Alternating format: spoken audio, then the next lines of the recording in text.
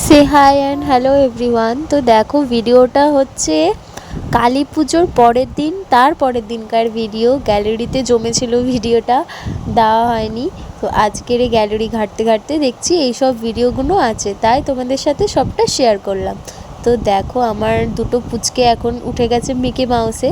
একজন তো বড়টা তো অনু, সে চড়েই যাচ্ছে মিকি মাউস, নামতে আর চাইছে না। আর আমার পুচকেটা মানে কিংসু, সেও মানে ওই মিকি মাউসে চড়বে বলে পাগল হয়ে যাচ্ছে।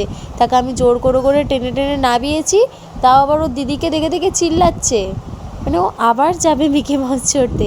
তারপরে ওর মিমি মানে আমার বোন, ও ওকে ওই এরোপ্লেনটা ঘুরিয়ে ঘুরিয়ে চড়াচ্ছিল, তো খুব আনন্দ পেয়েছে, খুব খুশি হয়েছে। আর তারপর এই এরোপ্লেনটা চড়ার পর আমরাও একটু দোলনা চড়ে নিয়েছিলাম। তো দেখো এই প্রথমবার মানে হচ্ছে যে বিয়ের পর ফার্স্ট টাইম আমি এই দোলনাতে উঠলাম। আর নাহলে আমি দোলনা চড়তে খুবই ভয় পাই, আমার মুখের রিয়াকশান দেখে তোমরা বুঝতে পারছো আমার উঁচু জিনিস দেখে খুবই ভয় লাগে। আর তাও উঠেছিলাম বুকে জোর নিয়ে, কিন্তু আমার এত প্রচণ্ড পরিমাণে ভয় লাগছিলো, তাই ওকে আমি কামড়ে ধরেছিলাম। তো যাই হোক, সরি বোন।